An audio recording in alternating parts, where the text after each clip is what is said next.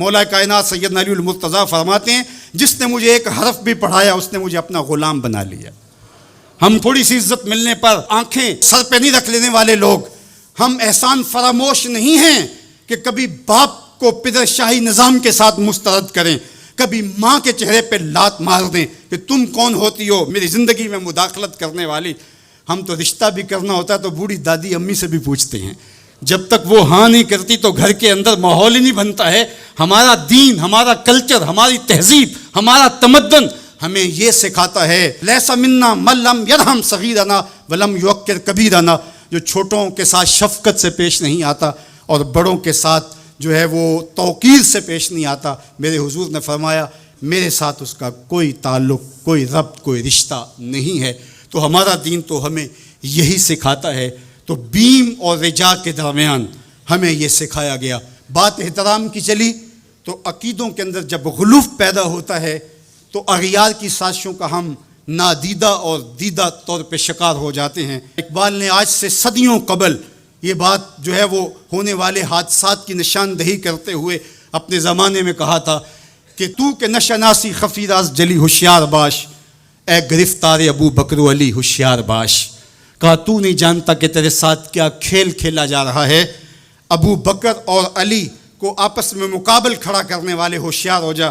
یہ غیار کی سازش ہے، یہ دونوں کرنیں سینہ محمد عربی کی ہیں۔ ابو بکر بھی حضور کے ہیں، علی بھی حضور کے ہیں، عثمان بھی حضور کے ہیں، اصحاب بھی رسول کے ہیں، اہل بیت بھی حضور کے ہیں۔ ہم ان کی چوکھٹ کے فقیر بھی ہیں اور ان کے در کے بھی غلام ہیں۔ ہم تو غلام ابن غلام ابن غلام ہیں۔ ہمیں تو ان کی وساطت سے دین ملا ہے۔ ہم ایک کا نام لے کر کے دوسرے کی نفی نہیں کر سکتے۔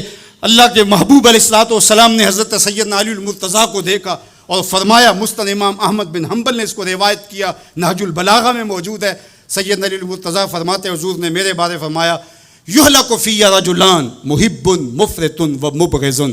علی تیرے معاملے میں آ کے دو لوگ برباد ہوں گے۔ تیرا معاملہ حضرت عیسیٰ والا معاملہ ہے۔ ایک نے حضرت عیسیٰ سے بغض رکھا اور ان کی ماں پہ تہمت لگا دی، اور ایک نے حضرت عیسیٰ سے اتنی محبت کی انہیں ابن اللہ کہہ دیا، دونوں گمراہ ہو گئے۔ فرمایا تیرا معاملہ بھی حضرت عیسیٰ کا ہے، یہلک فی رجلان۔ حضرت علی خود فرماتے ہیں میرے معاملے میں دو لوگ برباد ہوں گے، محب مفرط و مبغض۔ ایک محبت کر کے برباد ہوگا، ایک بغض رکھ کے برباد ہوگا۔ امتن وسطہ، درمیانی امت ہو تم نے ترازو کے دونوں پلڑے پورے کر کے عدل کے تقاضوں کو پورا کرنا ہے۔ ایسا نہ ہو کہ علی کی محبت آنکھوں پہ پنٹی باندھ دے، تمہیں ابو بکر بھی نظر نہ آئے، تمہیں غارے سور کی بلندیوں پر اپنے کندھوں پہ حضور کو اٹھا کے لے جانے والا صدیق بھی دکھائی نہ دے، اور تمہیں جو ہے وہ دشمن کے آگے سینہ تان کے کھڑے ہونے والا فاروق بھی دکھائی نہ دے، اپنا سارا مال حضور کی راہوں میں خرچ کر دینے والا تمہیں عثمان نظر ہی نہ آئے، تم یوں اندھے ہو جاؤ۔ اور ایسا بھی نہ ہو جانا کہ علی کا نام لیا جائے تمہاری طبیعت میں بے چینی آ جائے، تمہارے چہرے کا رنگ بدلنے لگے، تم علی کا نام گوارا نہ کرو۔ جس علی کا ذکر بھی عبادت ہے، تمہیں ٹھنڈ کیوں نہیں پڑتی ہے، تمہیں تسکین کیوں نہیں ہوتی ہے؟ تو کہا نہ ادھر لڑکنا، نہ ادھر لڑکنا، نہ تم گمراہیوں کا شکار۔ وَكَذَلِكَ جَعَلْنَاكُمْ أُمَّةً وَسَطًا، تم امت وسط بن کے رہنا، تم ترازو کے دونوں پلڑے برابر رکھنا۔ اور میں آپ کو امت وسط کے حوالے سے ایک ضروری بات وہ بھی بتانا چاہتا ہوں، اور وہ یہ کہ میرا اسلام، میرا دین امن کا دین ہے۔ قیام امن دین کے مقاصد میں شامل ہے، لیکن دوسری جانب اگر دشمن کی سرکوبی کے بغیر راستے نہ نکلتے ہوں تو اسلام کہتا ہے گھوڑے تیار رکھو۔ اسلام کہتا ہے تمہاری تیغ براں اس کے سر کو کاٹتی ہوئی آگے بڑھ جائے، تم ان کے جوڑ جوڑ پہ مارو۔ تمہیں جہاد کا حکم دیا گیا تو ان دونوں پلڑوں کو برابر رکھنا پڑے گا۔ کہیں ایسا نہ ہو کہ تم امن کی بات کرتے کرتے جہاد کو ہی بھول جاؤ، اور ایسا بھی نہ ہو کہ تم جہاد کی بات کرتے ہوئے امن کا مذاق اڑانے لگو، جو کہ دین کے مقاصد سے ہے۔ جہاد بھی امن کے قیام کے لیے کیا جاتا ہے۔ آپ فقہا سے پوچھیں، فی نفس ہی قتال قبح ہے، حسن نہیں ہے، فی نفس ہی، لیکن یہ حسن کیسے ہوا؟ لغیر ہی ہوا، یعنی چونکہ قتال سے پھر پائیدار امن آئے گا، لہٰذا یہ مجبوری قبول کر لی گئی۔ تو اصل امن ہے، امن کے قیام کے لیے جہاد کیا گیا، اور اس میں تمہارا نفس نہیں آنا چاہیے، حضرت علی کے منہ پہ تھوک دیا جاتا ہے، پیچھے ہٹ جاتے ہیں چھاتی سے، علی کا نفس شامل ہو گیا۔ یہ ہمارا دین ہے، شہادت ہے مطلوب و مقصود مومن، نہ مال غنیمت نہ کشور کشائی، شہرت پسندی کے لیے۔ ابو امامہ الباہلی فرماتے ہیں حضور علیہ الصلوۃ والسلام سے پوچھا، ایک شخص شہید ہو جاتا ہے، جان راہ خدا میں وار دیتا ہے، لیکن اس کے دل میں ہے کہ چلو میری شہرت بھی ہو جائے گی تو اس کو اجر ملے گا؟ میرے حضور نے فرمایا فلا شیء لہ، اسے کوئی اجر نہیں ملے گا۔ تو کہتے ہیں میں سمجھا کہ میں اس بات کو صحیح طور سے بیان نہیں کر پایا، تو میں نے پھر کہا حضور اعلاء کلمت الحق کے لیے، دین کی سربلندی کے لیے اس نے یہ سب کچھ کیا ہے، لیکن ساتھ یہ بھی ہے کہ چلو ناموری بھی تو ہوگی۔ حضور نے پھر فرمایا فلا شیء لہ، اسے کوئی اجر نہیں ملے گا۔ تیسری مرتبہ پھر پوچھا حضور اس کا مقصد اللہ کے جھنڈے کو اونچا کرنا، اعلاء کلمت الحق، لیکن ساتھ یہ بھی ہے چلو ناموری بھی تو ہوگی۔ میرے حضور نے پھر فرمایا فلا شیء لہ، اور پھر مزید وضاحت کرتے ہوئے فرمایا اللہ صرف اسی عمل کو قبول کرتا ہے جو محض اس کے لیے کیا گیا ہو۔ تیرے عمل میں اخلاص ہو تو اس کا اجر کچھ اور ہے، حور و خیام سے گزر، بادہ و جام سے گزر، محض اس کی رضا کے لیے عمل ہو تو وہ جہاد جہاد ہے، ورنہ وہ جہاد، وہ قتال جہاد ہی نہیں ہے۔ جو نفس کے لیے کیا جائے، جو مال غنیمت کے لیے کیا جائے، جو لوگوں میں بڑھوتری، جو زمین کی ہوس میں کیا جائے، جو خواہشات نفس کے لیے کیا جائے، تو ہمیں جہاد کے لیے بھی شرائط دی گئی، لیکن اس کا مقصد امن کا قیام ہے۔ تو بعض اوقات ہم یہاں توازن برقرار نہیں رکھ پاتے، اور توازن کا برقرار نہ رکھنا بہت سخت نقصان کا سبب بن جاتا ہے۔ یہ بلڈ پریشر تھوڑا سا اوپر نیچے ہو گیا زندگی لے جاتا ہے۔ اب کہیں یہ تھوڑا سا ہی نیچے ہوا، کیا فرق پڑا اس سے؟ میاں اس توازن کا نام ہی تو صحت ہے، صحت کا نام ہی تو زندگی ہے۔ 1262 سے لے کر کے 1290 تک خاقان اعظم قبلائی رہا، اس کے اندر دلچسپی پیدا ہوئی، مختلف مذاہب کی طرف رغبت پیدا ہو گئی، اس نے مختلف مذاہب کو ماننے والوں کو اپنے پاس بلایا۔ غلام مرتضیٰ میکش نے یہ تاریخ اسلام میں سارا واقعہ لکھا ہے، اور اس نے بدھ مت کے لاماؤں کو، ہندوؤں کے بڑوں کو، جوگیوں کو، پادریوں کو، سب کو بلا کے کہا مجھے اپنے اپنے مذہب کے حوالے سے کچھ بتاؤ۔ تو جو عالم دین گیا مسلمانوں کی طرف سے، اس نے جہاد کی آیتیں پڑھی، اور جس میں کفار کو قتل کرنے کا حکم نامہ تھا۔ تو قبلائی خان نے کہا کہ تمہارا دین کافروں کو قتل کرنے کی تلقین کرتا ہے؟ اس نے کہا ہاں۔ تو کہا پھر آپ ہمیں قتل کیوں نہیں کرتے؟ تو کہا کہ ہمارے پاس طاقت نہیں ہے۔ تو اگر طاقت ہو تو کہا پھر ہم تمہیں کاٹ دیں۔ تو اس نے وہیں کھڑے کھڑے حکم نامہ جاری کیا کہ ان کا دین اگر ہمیں قتل کرنے کا حکم دیتا ہے، طاقت نہ ہونے کی وجہ سے یہ رکے ہوئے ہیں، تو پھر یہ کیوں زندہ بچے؟ اس نے فوراً حکم نامہ جاری کیا جو مسلمان سامنے اس کو کاٹ دو۔ مسلمان گاجر مولی کی طرح کٹنے لگے۔ یہ کلمہ حق کہہ کے آیا تھا وہاں۔ اس دور کے صوفی بزرگ اور عالم شیخ جلال الدین علیہ رحمہ، پتہ چلا کہ یہ ایک عالم کی لغزش سے سب کچھ ہوا ہے۔ عالم کا پھسلنا عالم کا پھسلنا ہے۔ تو گئے جا کے بادشاہ کو کہا کہ بادشاہ کیا ماجرا ہوا؟ کہا تمہارا دین ہمیں قتل کرنے کا کہتا ہے اور ہمارے پاس طاقت ہے، پھر ہم آپ کو کیوں چھوڑیں؟ تو کہا صاحب وہ دین کی تعبیر کو سمجھتے نہیں تھے جنہوں نے آپ کو بتایا۔ حالت جنگ کے یہ احکام ہیں۔ عام دنوں کے اندر تو اسلام یہ نہیں کہتا، اور حالت جنگ کے اندر آپ بتائیے کون کسی کو چھوڑتا ہے؟ لیکن میرا اسلام پھر بھی بچوں کو چھوڑتا ہے، پھر بھی خواتین کو چھوڑتا ہے، مذہبی رہنماؤں کو چھوڑتا ہے۔ اس نے کھڑے کھڑے حکم نامہ جاری کیا کہ جو کٹ گئے ابھی تلوار نیام میں ڈال لی جائے۔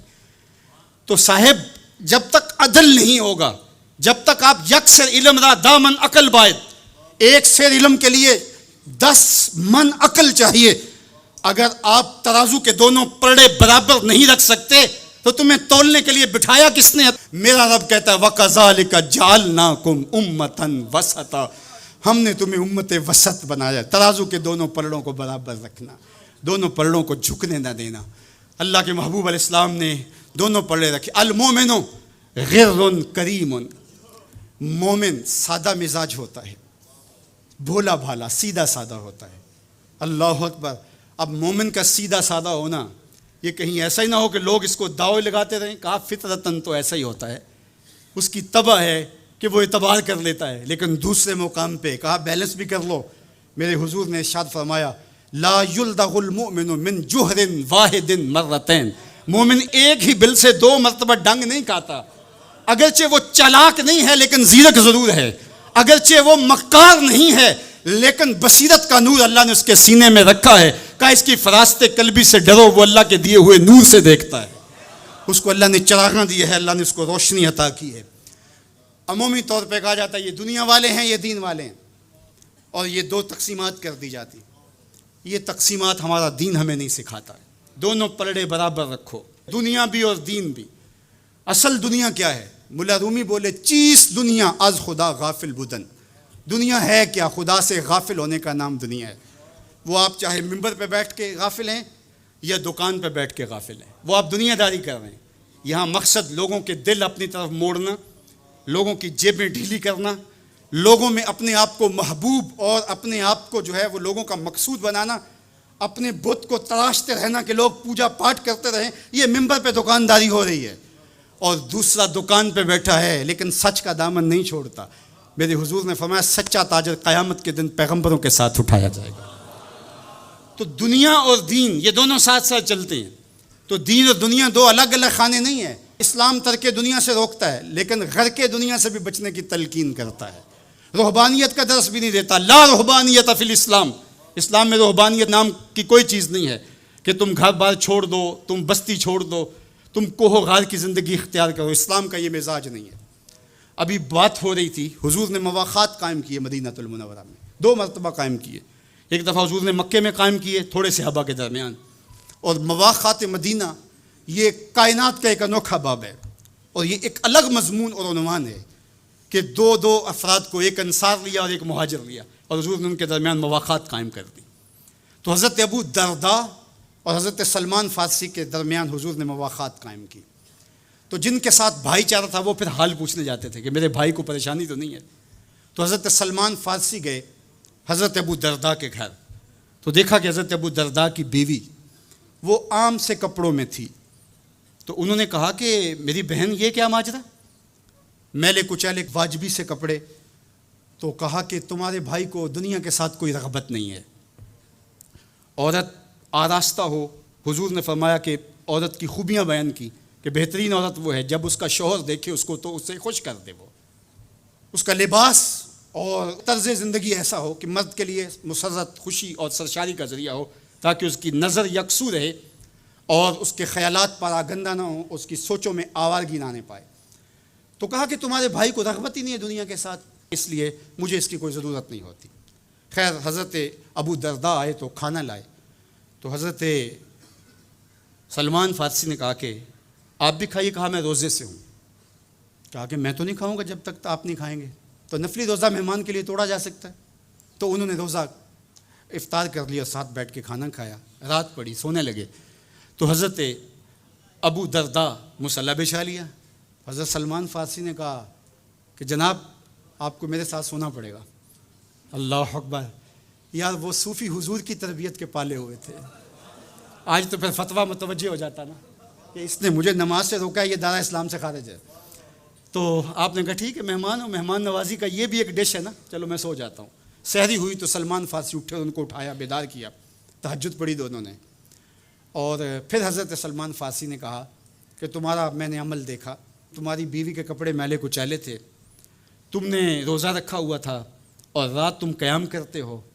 تو کہا کہ تمہارے نفس کا بھی تمہارے اوپر حق ہے, تمہارے اہل خانہ کا بھی تمہارے اوپر حق ہے, تمہارے رب کا بھی تمہارے اوپر حق ہے, اور تمہارے مہمان کا بھی تمہارے اوپر حق ہے, اور ہر ذی حق کا حق تمہیں ادا کرنا ہوگا. اور یہ بات چھڑی اور پھر دونوں چلتے ہوئے حضور کے پاس آ گئے. خوشا وہ وقت کے فیض عام تھا ان کا, خوشا وہ وقت کے بطحہ مقام تھا ان کا. کیسے وہ لمحے تھے. آج تو کوئی مسئلہ ہو تو کوئی ملتا ہی نہیں ہے, درد ہو تو سنائیں کس کو, زخم ہو تو دکھائیں کس کو, کہانی ہو تو کہیں کس سے, دکھڑے ہوں کس کی دہلیز پہ رکھیں, کس کے کندھے پہ سر رکھ کے روئیں, کوئی رہا ہی نہیں ہے. تو وہ اٹھے اور حضور کے پاس آئے, اور حضرت سلمان نے اپنی کہانی سنائی اور ابو درداء نے اپنی بات کہی. تو میرے حضور نے کیا کہا سنو. میرے حضور علیہ الصلوۃ والسلام نے ارشاد فرمایا صدق سلمان, کہا میرے سلمان نے سچ کہا ہے. تو ہمارا دین ہمیں یہ کہتا ہے کہ تمہاری زندگیاں خوبصورت ہو، رب کا حق بھی ادا کرو۔ اور حضور نے ایک شخص کو دیکھا، وہ سخت کمزور ہے، تو آقا کریم نے فرمایا کہ کیا ماجرا ہے، تم بہت کمزور ہو؟ اس نے کہا کہ بہت ساری مصیبتیں ہیں جو میرا رخ کر رہی ہیں۔ تو میرے حضور نے کہا کہ تو نے اللہ سے کوئی دعا تو نہیں مانگی تھی؟ اللہ اکبر، یہ دل و قلب و نگاہ کے مرشد اولین ہیں۔ حضور تو سینوں کے چھپے راز بھی جانتے۔ کہا کہ تو نے کوئی دعا تو نہیں کی تھی رب سے؟ کہا جی حضور میں نے اللہ سے دعا کی تھی۔ کیا دعا مانگی؟ کہا میں نے اللہ سے کہا مالک جو بھی تکلیفیں ہیں، مصیبتیں ہیں، وہ آخرت کے حصے کی بھی دنیا پہ بھیج دے تاکہ یہیں فارغ ہو کے جاؤں، آخرت میری صاف ہو جائے۔ تو بڑے دکھڑے ہیں، بڑے غم ہیں، بڑی اذیتیں ہیں، بڑی بیماریاں ہیں جس نے مجھے کمزور کر دیا۔ تو بظاہر بڑی اچھی بھلی بات تھی کہ سارے دکھڑے دنیا پہ لے لی، آخرت صاف کر لی۔ لیکن میرے حضور نے کیا ارشاد فرمایا؟ فرمایا تم نے یہ کیوں کہا کہ آخرت کے دکھ بھی دنیا پہ مل جائیں؟ تم نے یہ کیوں نہیں کہا ربنا آتنا فی الدنیا حسنۃ وفی الآخرۃ حسنہ، اللہ دنیا میں بہتریاں دے دے، آخرت میں بھی بہتریاں دے۔ وَكَذَلِكَ جَعَلْنَاكُمْ أُمَّةً وَسَطًا، جب تک ترازو پورا نہیں رکھو گے، جب تک دونوں پلڑے برابر نہیں ہوں گے، تم آگے کبھی نہیں بڑھ سکو گے۔ یار میں تو سفر پہ نکلتا ہوں تو میرا ساربان گاڑی روک کے کہتا ہے میں نے ہوا چیک کروانی ہے، کسی ٹائر میں ہوا کم نہ ہو۔ مجھے تو لگتا نہیں، وہ کہتا ہے مجھے پتہ ہے گاڑی ڈول رہی ہے۔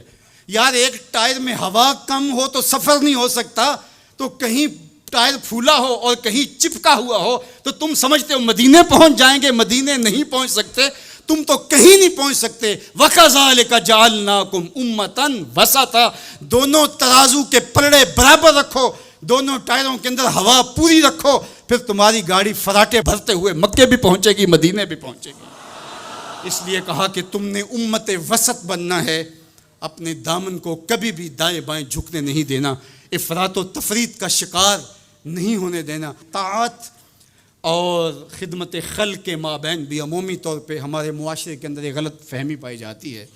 کچھ لوگ کہتے ہیں جی بس میں تو اللہ کی مخلوق کی خدمت کرتا ہوں، مجھے کیا ہے، میں تو حج بھی نہیں کیا، اس کے پیسے بھی غریبوں کو دے دیے ہیں۔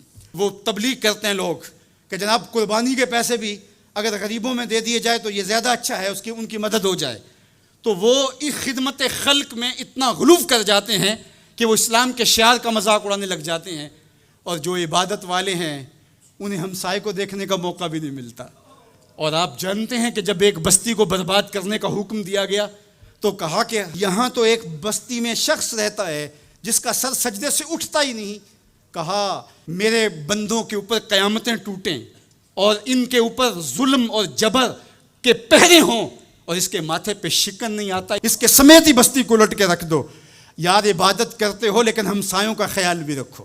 میرے حضور علیہ الصلوۃ والسلام نے لعاب پھینکا نا تو صحابہ نے اپنے ہاتھوں پہ لے کے اپنے منہ پہ بن لیا۔ کائنات کے اندر آپ کو ایسا کوئی محبوب نہیں ملے گا جیسے حضور ہے۔ آپ نے عشق اور محبت کی لوک داستانیں بڑی سنی ہوں گی، لوگوں نے نہریں بھی کھودیں، لوگوں نے محبوبوں کے لیے کیا کچھ نہیں کیا، لیکن آج تک آپ کو ایسا نہیں ملا ہوگا کسی محب نے محبوب کا لعاب بھی چاٹا ہو۔ کائنات میں یہ انوکھا باب ہے۔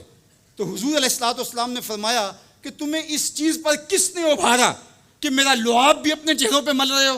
تو انہوں نے کہا اللہ اور اس کے رسول کی محبت نے۔ تو میرے حضور نے اس کی نفی نہیں کی، لیکن ساتھ ہی فرمایا اگر کوئی چاہتا ہے کہ اللہ اس کے رسول سے محبت کرے اور اللہ اور اس کا رسول اس سے محبت کرے تو وہ ہمسایوں کے حقوق کا خیال رکھے۔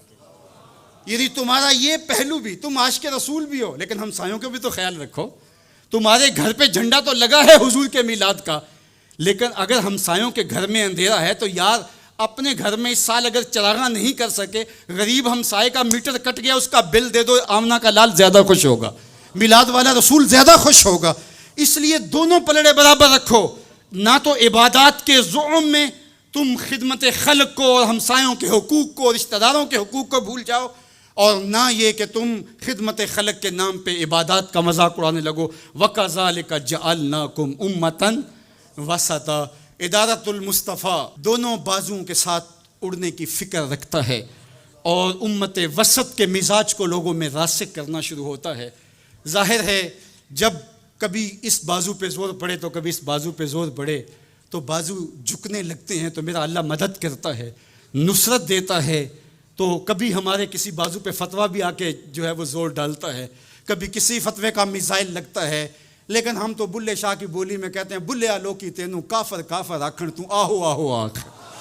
ہمارا کام الجھنا تھوڑا ہے، ہم نے تو آگے بڑھتے ہی چلے جانا ہے، اور ہماری منزل تو مدینہ ہے، ہم نے تو اس کی طرف عازم سفر رہنا ہے۔ ادارۃ المصطفیٰ ایک فکر کا نام ہے، اور وہ فکر جو مدینے کی ضیاؤں سے پھوٹتی ہے، گنبد خضرا کے جمال کی روشنی ہے، اور وہ مصطفی نہیں ہو سکتا جس کے دونوں بازو میں سے ایک بازو شل ہو۔ حضور کی امت سے جس کو پیار نہیں ہے، حضور کی امت سے جس کو محبت نہیں ہے، حضور کی محبتوں کا کبھی بھی مستحق نہیں ہو سکتا۔ میرے بزرگ فرمایا کرتے تھے، جس کے بچوں سے تم پیار کرتے ہو اس کا باپ تم سے پیار کرتا ہے۔ اگر تم چاہو کہ حضور ہم سے پیار کریں تو حضور کی امت سے پیار کرو۔ تو ایک امت بنو، دوسرا امت وسط بنو، تو پھر دیکھنا تمہاری شاہین صفت پرواز اس کو کوئی چھو بھی نہیں سکے گی۔ تم پھر بڑھتے رہو گے اور تمہارا بڑھنا منزل آشنا ہوگا، اور تو راہ نورد شوق ہے منزل نہ کر قبول، لیلا بھی ہم نشیں ہو تو محمل نہ کر قبول۔ تیرا تو مطمع نظر، تیرا تو ہدف ہی کچھ اور ہے، تو دنیا کے لیے نہیں ہے، دنیا تیرے لیے ہے۔ تو خواہشات کا دیوانہ نہیں ہے، بلکہ خواہشات تیرے پیچھے دوڑیں گی، اور زمانہ تیری دہلیز پہ باندیوں کی طرح نوکری کرے گا۔ من کان للہ کان اللہ لہو، تو ان کا ہو کے دیکھ، زمانہ تیرا ہو جائے گا۔